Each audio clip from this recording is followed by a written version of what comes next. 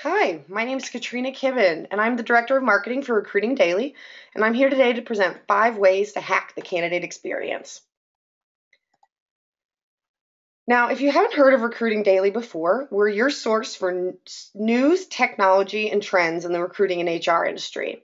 Now, I tell people we are your source for snarky recruiting news and trends, and if you've read our site before, you're not going to be so surprised by the question I'm about to ask you. Who has been shit on before by the recruiting and HR industry? Now, I can hear the chuckles, and I can imagine if we were all in a room together that you'd be raising your hands. But let's face it, that's a pretty vague question and doesn't get to my point. So, who has been pooped on by a bird before? Now, follow me here. One of two things happens when people get pooped on by a bird. The first is that people tell you their I got pooped on by a bird story.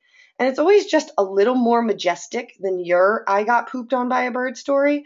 Like, I met the love of my life and we were just moments away from our first kiss when splat, right?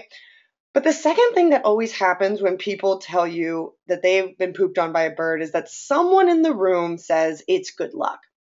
Well, I'm here today to tell you that one, getting pooped on by a bird or any other animal for that matter is not good luck. But the second thing is that getting pooped on by a bird is an experience. And that's why people talk about it. And today we're going to talk about ways to make your candidate experience better than, getting pooped on by a bird and to have it be talked about because it's something great. So what we'll cover today is first, how to make your jobs easy to find. Second, how to apply user experience to online recruiting. Third, how to audit your online application process. Fourth, how to use social networks to build relationships and your recruiting reputation. And finally, how to measure and maximize ROI. All right, let's get started. 250,000. More than 250,000 jobs are posted online each month on average. So, how do you stand out to candidates? Now, I can't help but think of it as the world's hardest game of Where's Waldo? Because all of these jobs look exactly the same. There's no striped shirt, there's no funny hat and glasses, right? We can't spot your job versus all of the other jobs. Now, maybe 250,000 doesn't seem that big to you, but I want you to think about it in this way. 250,000 people attended the March on Washington. And if I told you that you had to find one person in this crowd, you'd probably tell me I was crazy, right? That's the same way a candidate feels when you tell them to go out and find their dream job, because it doesn't look like anything special. So, how do we find Waldo in a sea of jobs? The first thing you have to do to find Waldo is to make sure that your job title and description are accurate. That means that they are a piece of content and they're something that's interesting to people when they want to find a new job. So, for example, if I was posting a director of marketing job, I might actually want to post something that people want to read.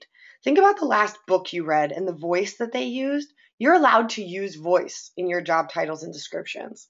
Next, do a search. Log out of whatever platform you're posting your job on and do a search with the keywords that you think a candidate might look for. If you can find your job on page 1, you've done a good job. If not, it's time to go back to the drawing board and work on your job title and description. Next, try Google Trends. So for those of you who aren't using Google Trends right now to update your job descriptions, Google Trends is a site that indicates the search volume behind a keyword.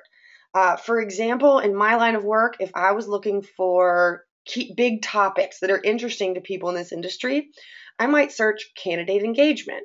Candidate engagement is a topic that's seeing a rise and a lift in how much traffic it's getting, versus something really generic like recruiting remains even. You can use Google Trends to find out what keywords your job seekers are searching to find your jobs. And the last one is our first hack, and it's called Findability. Findability is a concept that I learned from the Frugal Recruiter, and it's the concept of how easy it is to find information on your website. So, You as a recruiter know better than anyone how search engines work, and most work on an exact keyword match. The concept of findability layers in additional keywords to make sure that your job matches what candidates are searching for. So in this example, he first loaded in just programmer and came up in about 19,000 results. As he layered in additional keywords, including developer or software engineer, he came up in 200,000 results. That makes sense as far as money and time, knowing that you're coming up in more results just by layering in those other keywords. Now, I know that everyone listening to this is not a tech recruiter. So I did my own test for marketing jobs here in my small town in Nashville, Tennessee. So I went on Indeed and I searched for marketing, where Mount Juliet, Tennessee. So that came up with 1,800 results. Versus when I searched for marketing or communications, I came up with 10,000 results. That's a quick way to know how we're going to find Waldo. Moving on. 1 in 5. 1 in 5 job seekers would rather go to the DMV than apply to your job because your user experience sucks. Now, as someone who's lived in a major metro area before, I will tell you that I firmly stand in the other 4 in 5, but that's not the point of this. So 1 in 5 of those job seekers are walking away from your candidate experience. And the candidate experience, while it's pretty varied across the board, it's pretty standard in that this is the path they're going to take, right? So they start at your welcome mat, aka your jobs page, and you say, please join us. And then we start making our candidates jump through hoops. They're joining an ATS, they're completing long forms, they're answering questions, doing other testing, and we're even layering in other processes like video interviewing. And after all that, we have a few candidates standing. And it brings me to another stat that I think is actually pretty scary when it comes to the candidate experience. 50%. 50% of candidates drop off after taking one look at your application process. So, what can we do to keep them on our site or actually capture their information before they leave? Because 50% means, half of your candidates are leaving. So first we'll go through a hack and then we'll go through 5 quick user experience tips that I think can apply and can be checkpoints for any user experience, even if yours is a little different than average. So hack number 2 is what I call Snag It. So if you've ever been on a website and you were kind of scrolling through the information, you clicked the X and then you got a pop-up that said, wait, give us your email address so we can contact you with additional information. You can use that same concept for recruiting. Because if we know we're going to lose 50% anyway, why not snag that email address, that one critical piece of contact information, so that you can follow up to see if they want to A, complete their job application, or B, come back to your site at all to hear about new jobs. You can use a plugin like Wix, Lead Pages, even some ATSs offer these types of plugins, but they're a great way to capture that information again so that you can get people to come back to your site, because those 50% don't have to be gone for good. All right, now let's get to the user experience. So user experience test number 1 is what I call the Over Yonder CTA. Maybe this has a bit of my Nashville influence, but over yonder on the left, you can see a job description from the University of Colorado. Now, when I scan this job description, or even when I show it at a conference, I always ask people to tell me, where do you click to apply to this job? As you're scanning the page, I bet you can't spot it unless you're looking really closely, right? It's on the second line, just to the left of the Join Now button on the right. So the reason I call this test the Over Yonder CTA is that a great job posting, you should be able to take 5 steps away from the job post, look at the screen, and be able to spot where you should click to apply to that job. Now, a solid CTA looks a little more like what we see on the right. It's brightly colored, it's big, and it tells the person exactly what they need to do next to get started. User experience test number 2 is the mobile check. What does your site look like on your mobile device? So on the left, you can see a good example from Indeed. This posting has big buttons. You can easily see how to scroll, and most importantly, you can actually read it without doing what I call the mobile hokey pokey, right? You have to zoom in, shake it to the left, shake it to the right, twist it, and then you can do the hokey pokey and apply to your job. Okay, so the job description on the right is an example of the bad, and the reason is pretty obvious if you ask me. You can't read this job description on your phone without zooming in, and you can't clearly see the buttons, which, if you still haven't found them, are at the very top, and they're really, really tiny, about the size of the word description. Now, this takes me, before we get to user experience tip number 3, I wanted to bring up this stat from the Candidate Experience Awards. Did you know that 43% of candidates spend 30 minutes or more on the average online application? And 10% of those candidates are spending an hour or more, an entire hour. I can imagine the look of shock on everyone's face. So my third tip is a different rule of 10.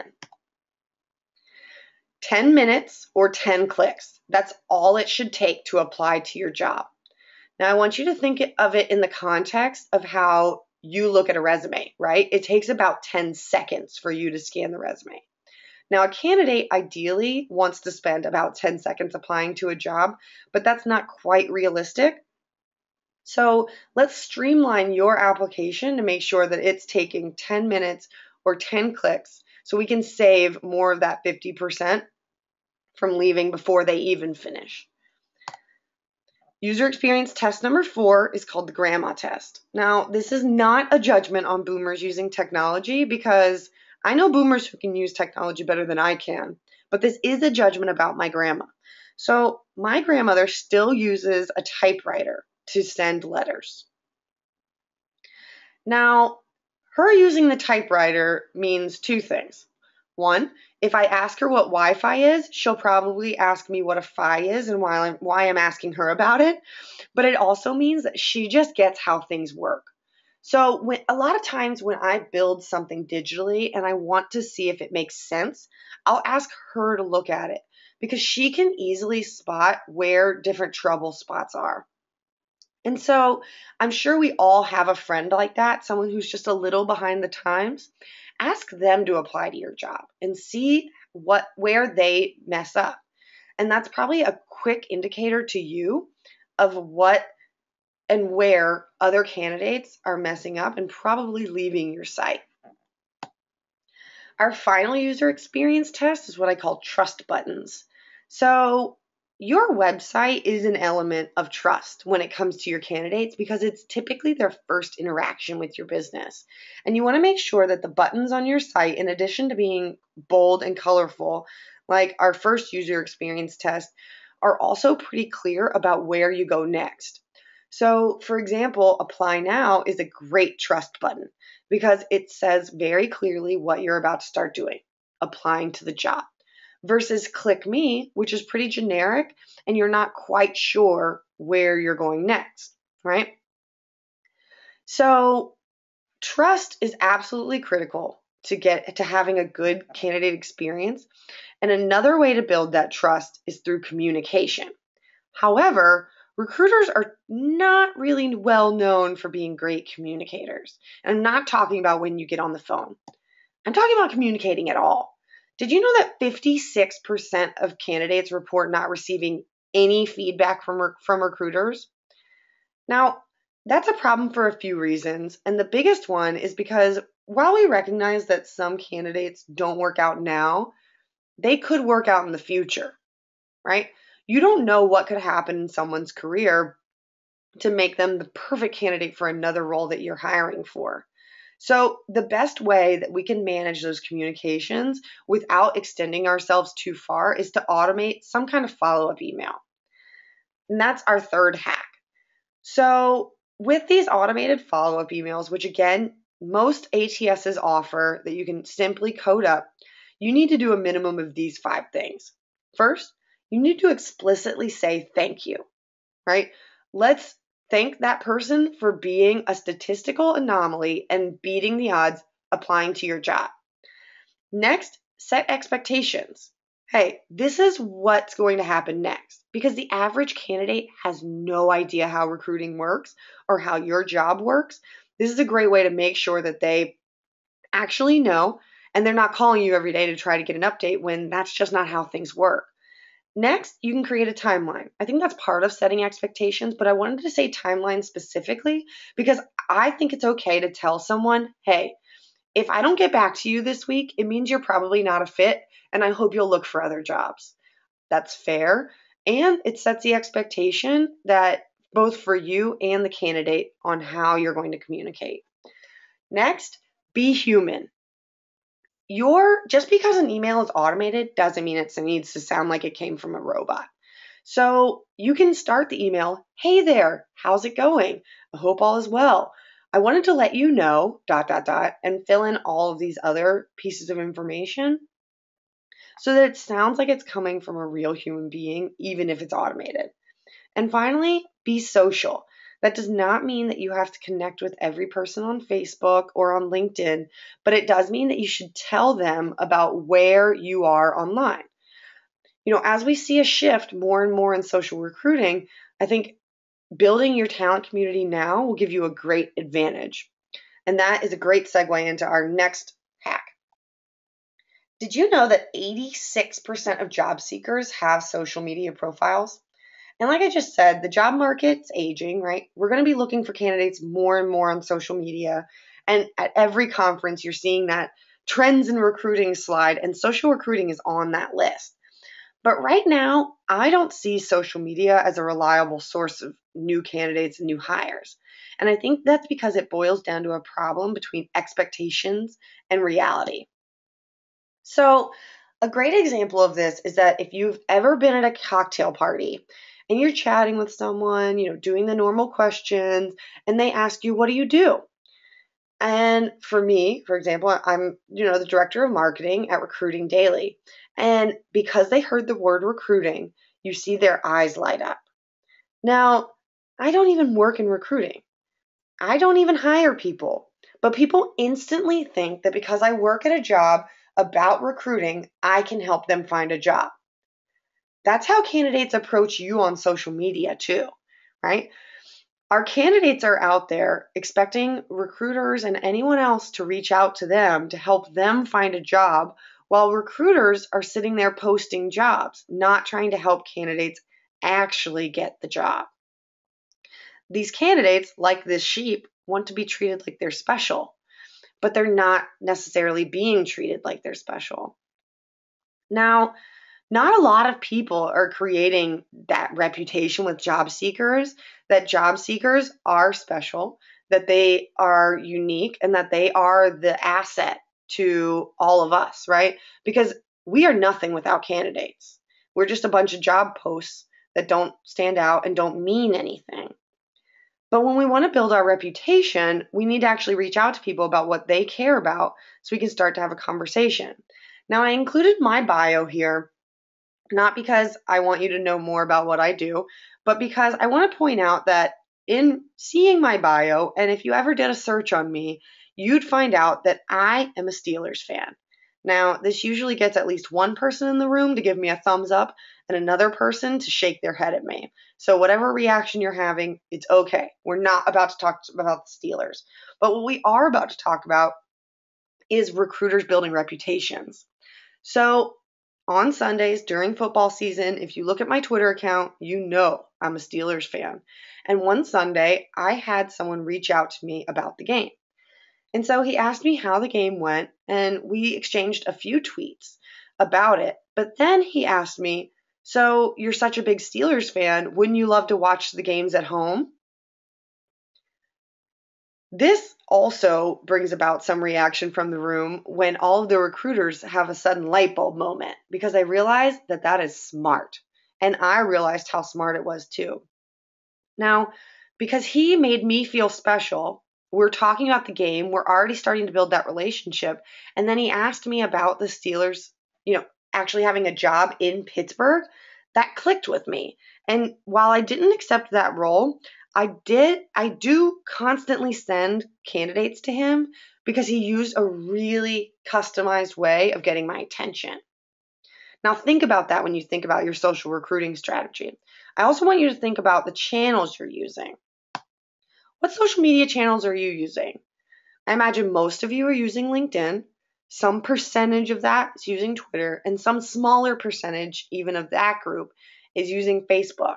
And that leads us to hack number 4, which is using Facebook to build a talent community. So again, we're running into an expectation versus reality breakdown where we're seeing 83% of job seekers flock to Facebook, while about that same percentage of recruiters are heading to LinkedIn. That's basically 2 islands sitting side by side and never connecting. So the reason I suggest Facebook is that they have a great infrastructure for creating private groups. And this is an example of one of our private groups, which I guess isn't so secret now. We call it the Secret Sourcing Group, and it was created by the Recruiting Blogs team. And while we are not recruiting out of this group, we are letting our members connect with each other about different job opportunities, and also to talk about different hacks for being able to do their job better.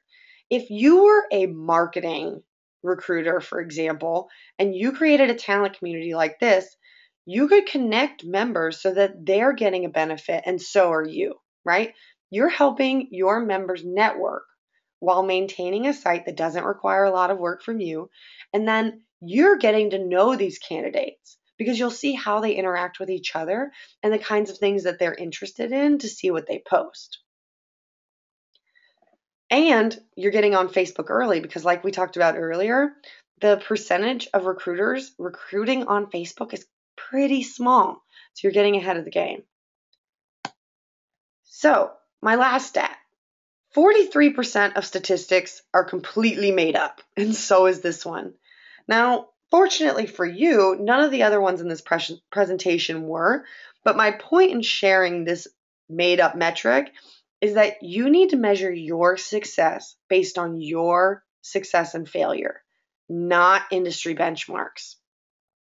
So, when I say that, I mean when Glassdoor releases their next round of stats and they're saying that, a 65% apply rate and, 20 minutes on site, I'm totally making this up.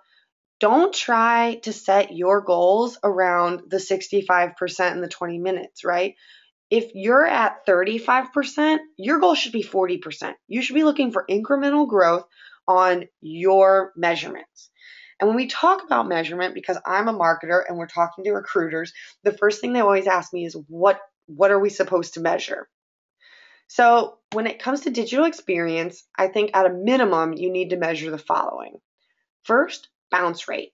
That means how many people are getting to your site and leaving after one page. Is it closer to or farther away than that 50% we talked about earlier? Traffic by source.